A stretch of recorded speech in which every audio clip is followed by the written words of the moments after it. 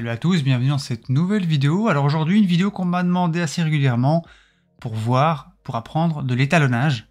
Et on va commencer par de l'étalonnage de fichiers log. Et merci à Eric qui m'a envoyé donc 2 vidéos log pour qu'on puisse travailler dessus. J'ai rajouté quelques-unes de mes propres vidéos pour qu'on voit un peu différents cas qui pourraient s'opposer à nous. Avant de commencer, j'aimerais vous expliquer quelques notions. On va résumer, mais votre caméra va capturer en fait ce que vous lui demandez. Seulement, votre œil et votre caméra n'ont pas la même profondeur de capture. Votre caméra, en fait, va avoir une limitation. Selon le modèle, soit votre caméra enregistre en profil normal ou Rec 709. Ce sont les couleurs qui se rapprochent le plus de ce que vous voyez. Seulement, vous n'aurez pas grande possibilité pour travailler votre étalonnage après, car votre signal va être compressé. D'autres caméras vont vous proposer d'enregistrer en profil plat, un profil normal, mais avec moins de contraste et moins de saturation, vous laissant un peu plus de manœuvre à l'étalonnage. Il y a ensuite les caméras qui proposent du log. La plupart des marques connues le proposent, généralement. Ce profil est un profil très aplati, pour permettre de capturer beaucoup plus d'informations de couleur, et donc d'avoir un étalonnage un peu plus poussé. Il y a ensuite le RAW, qui capture l'information brute du capteur, vous laissant vraiment libre choix de tout changer lors de l'étalonnage. Selon les profils, vous avez aussi la profondeur des couleurs qui sont généralement données comme par exemple 8 bits, 10 bits, 12 ou 16, etc. Alors maintenant que vous avez ces notions, on va aller donc dans la page couleur qui se trouve juste ici, color, hop. Vous le voyez donc les touches que j'utilise sont affichées à l'écran directement avec le petit logiciel, c'est plus pratique pour moi et pour vous. Alors, on a donc cette vidéo. On a des vidéos, donc les 2 premières sont des vidéos d'Eric. Une vidéo avec le Mavic 2 Pro en log. Chaque constructeur de caméra a son propre log. Donc ici, on est en D-log. Là, on est en V-log du Panasonic S5. On a du S-log 2.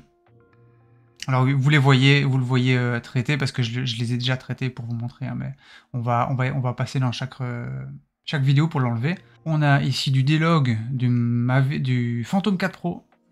Phantom 4 Pro également, S-log 2 et S-log 3, c'est mon fidèle assistant poilu.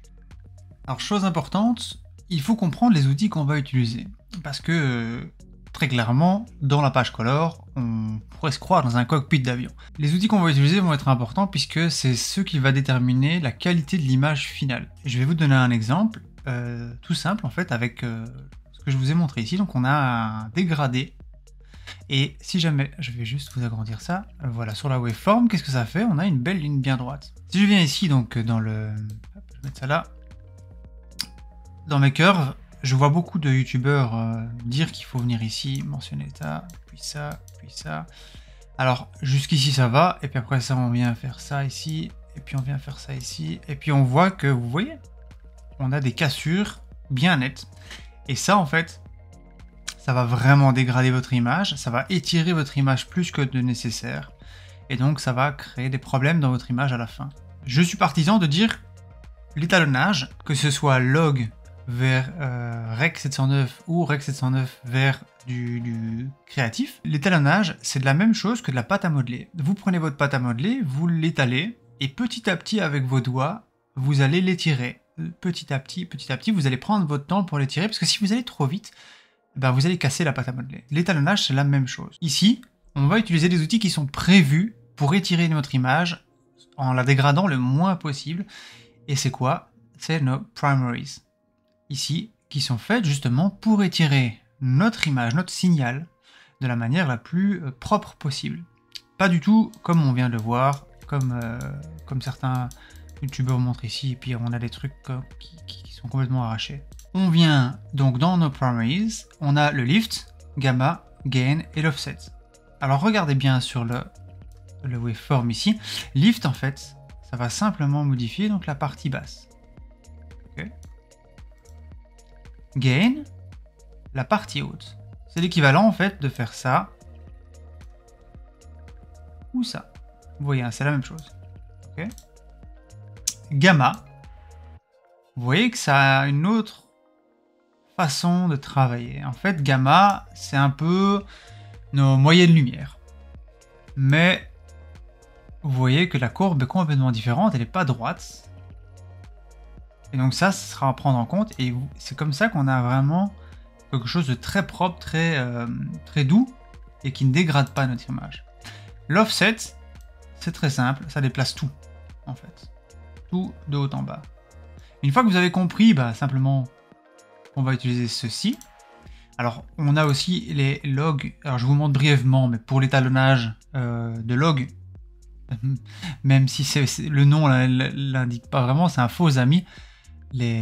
Pour étalonnage log vers Rec 709, les log wheels sont pas vraiment recommandés. Pourquoi? Parce que, regardez, en fait, elles cassent beaucoup plus votre image. Alors, elles sont vraiment très pratiques pour des corrections dans un étalonnage correctif. Moi, c'est comme ça que je les utilise pour corriger mes encres. Et donc, ici, nous, on va surtout utiliser en fait les 4 roues qu'on a ici pour un bon étalonnage.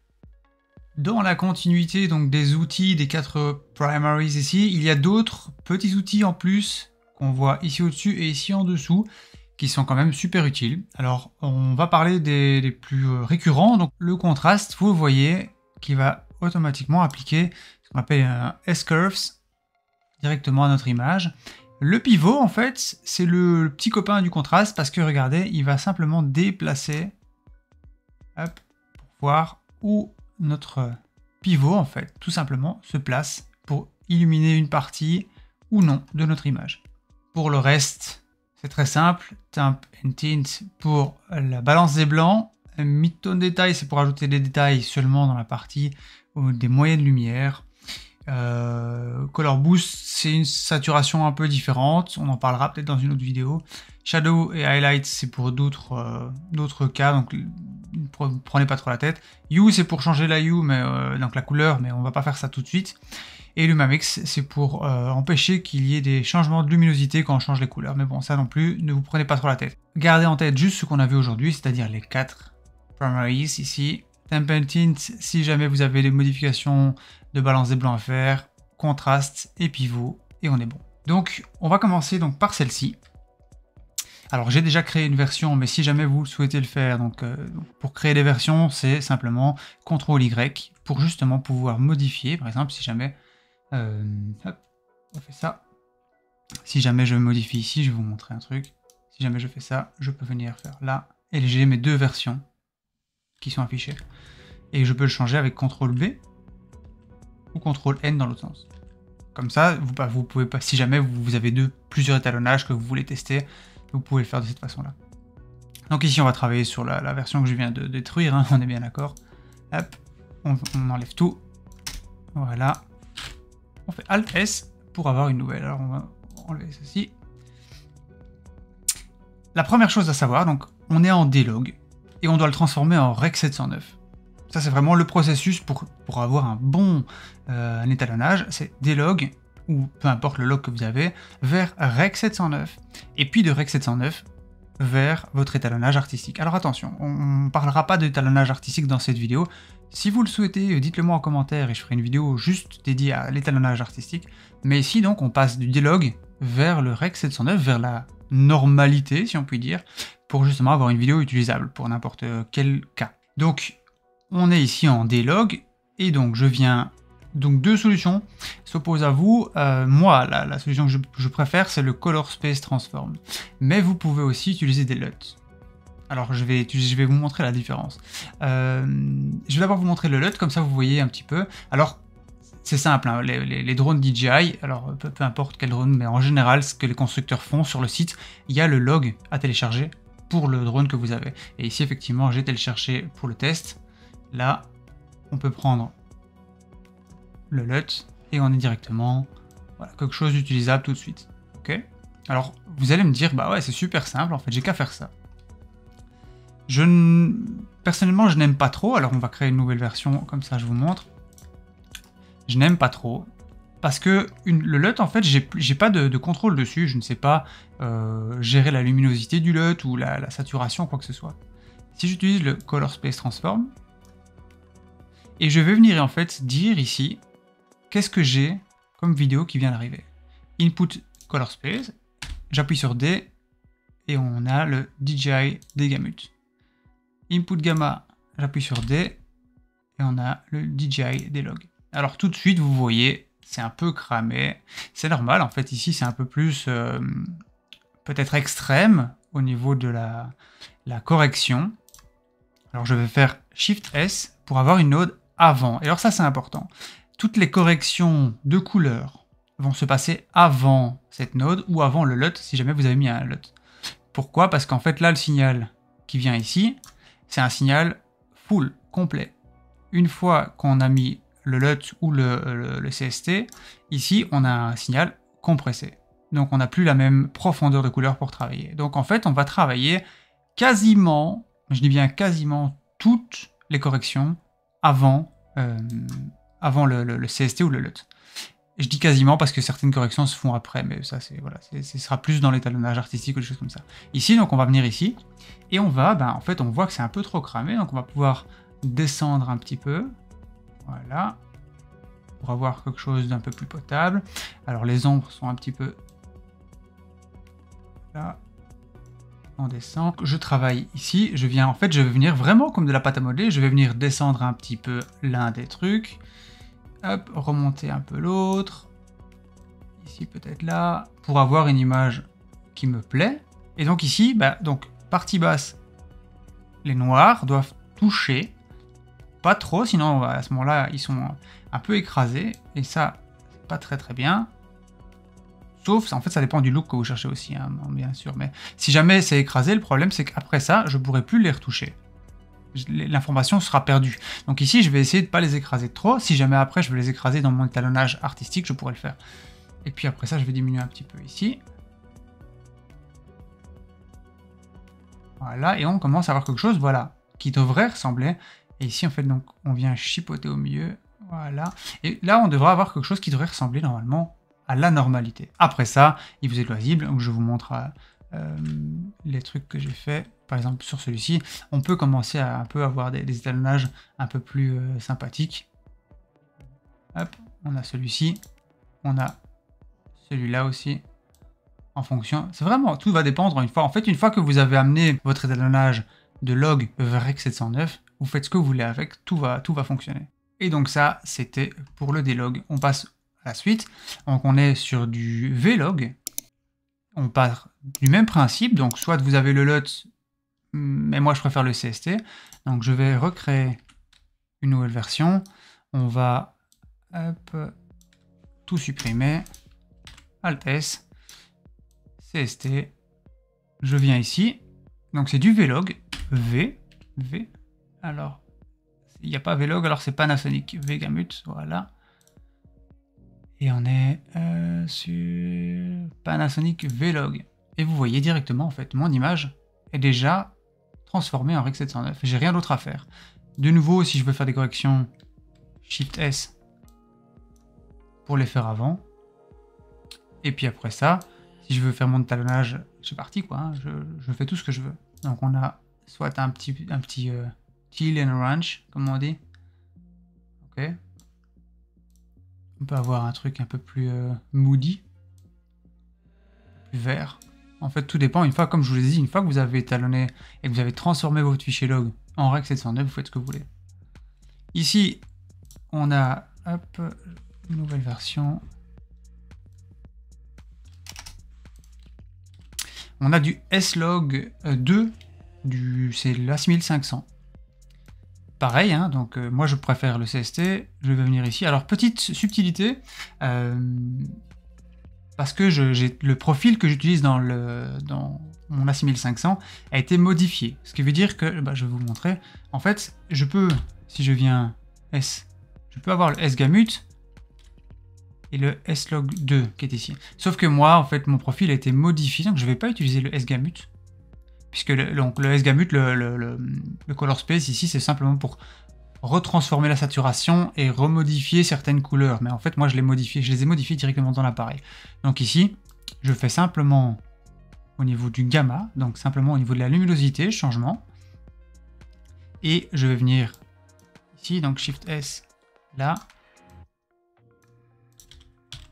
Dans ma deuxième node, un HS pour saturation, et je le sais en fait. Mais ça, c'est à vous de voir avec votre caméra. Mais moi, je sais que c'est 75. À partir du moment où je rentre 75, j'ai ma saturation qui est revenue. Et là, donc j'ai mon fichier qui est étalonné correctement. Alors, tout va dépendre de ce que je veux faire avec. Je peux venir ici, modifier un petit peu mes noirs, descendre un petit peu mes hautes lumières pour récupérer des détails. Et voilà, maintenant je sais qu'ici, dans cette partie-là, bah, ça va être cramé. Donc voilà. Et on est parti. Et là, bah, de nouveau, j'ai mon fichier qui est transformé. Et donc, qu'est-ce que moi j'ai fait comme changement? Alors, j'ai fait quelques petits changements, mais vraiment très subtils. Voilà, pour rajouter un tout petit peu de bleu, en fait. On le voit, vous pouvez le voir ici. Hein. Attendez, je vais vous le mettre en grand. Hop. Donc, on voit, il y a un petit changement. Qu'est-ce que j'ai fait? En fait, j'ai simplement repris les bleus pour les mettre un peu plus vers les turquoises. Et pour un petit peu les agrandir. Donc pour un peu agrandir, alors ça veut strictement rien dire, pour ajouter de la saturation. À nouveau, ça c'est ma façon de travailler. J'ai aucun problème à avoir 4 ou 5 rangées de nodes différentes, mais du coup, ça me permet d'avoir une node qui, vous voyez, qui étire le signal, et une node qui le modifie. Ça me dérange pas d'avoir 4-5 rangées de nodes différentes, parce que je sais en fait exactement ce qu'elle sait, et si jamais j'ai besoin, bah, je peux venir les nommer pour dire bah ici c'est simplement saturation push, et ici pour changement de couleur ou un truc comme ça. Au moins, je sais ce qu'il y a, et je peux vraiment venir modifier l'une après l'autre. C'est beaucoup plus facile pour moi, en tout cas c'est comme ça que ça marche. On passe maintenant au D-Log du DJI, donc du Phantom 4 Pro. Alors je vais vite vous montrer ce que j'ai fait dessus. Donc pareil, hein, des gamut, des logs, quelques modifications par-ci par-là pour ramener les choses correctement. Et alors ceci pour avoir un étalonnage un peu plus estival, on va dire ça comme ça. Ok. Hop, pareil, notre CST, des logs, des gamut. Ici donc, hop, voilà, on a là, ça c'est donc la correction de base pour avoir du Rec 709. J'ai juste un peu modifié pour avoir un petit étalonnage sympathique. Pareil ici, alors hop, ça c'est les couleurs normales, donc c'est du S-Log 2, donc comme on a vu ici. Le S-Log 2, sauf que rappelez-vous, moi le mien a été modifié, donc je n'utilise que l'input gamma, pas le color space. L'input gamma. Alors parfois, si jamais vous avez des petits problèmes de haute lumière cramée, c'est peut-être parfois que vous avez au niveau du mapping ici. Alors c'est vrai que je n'ai pas encore expliqué, mais en fait vous pouvez, c'est la raison pour laquelle je préfère ceci à un LUT, parce que comme je vous l'ai dit tantôt, donc le LUT vous n'avez pas la possibilité de modifier les lumières, de modifier la saturation, etc. En fait, le LUT est déjà encodé, vous ne savez rien faire d'autre. Ici, en fait, vous pouvez changer. Je veux changer la façon dont ma luminosité est mappée. Je peux venir changer ici. Je peux venir avoir un clipping. Si jamais je veux changer les lumières, vous le voyez. Si jamais je veux changer un petit peu la façon dont mes lumières réagissent, vous voyez, je peux commencer à changer, quoi. Hop. Voilà. Je peux changer le gamut, donc par exemple pour la saturation, et commencer à choisir à quel moment la saturation doit être poussée, etc. Une fois que vous allez utiliser le CST, vous allez voir que vous n'allez plus pouvoir vous en passer, et c'est terminé d'acheter le LUT de chez Jean-Jacques et je sais pas quoi. Ici, et alors le dernier, donc le S-Log 3, alors la petite particularité, j'utilise le profil directement de S-Log 3 du Sony A7S III. Donc du coup, je peux venir ici, S-Gamut 3, S-Log 3, donc j'appuie sur S à chaque fois, et directement, j'ai mon image. Alors, je suis pas très bien exposé ce jour-là, mais on va dire que... Et je peux venir descendre un petit peu. Vous voyez, mon graphe, il est fort haut, parce qu'on parle souvent d'exposer les S-Log, etc. Donc voilà, mon graphe est fort haut, je vais venir ici, le redescendre, et vous voyez, hop, voilà, on commence à avoir une belle image. Je peux changer le contraste pour avoir un peu plus de contraste, et je peux utiliser le pivot pour savoir, pour un petit peu changer la luminosité vers le haut ou vers le bas. Et voilà, j'espère que la vidéo vous a été utile, que maintenant vous savez comment étalonner donc des fichiers, des vidéos en format log. N'hésitez pas à puncher le pouce bleu, et à me dire en commentaire si vous avez d'autres questions sur le log ou sur l'étalonnage, et j'y répondrai soit dans en commentaire, soit dans une autre vidéo. Je vous dis à très bientôt.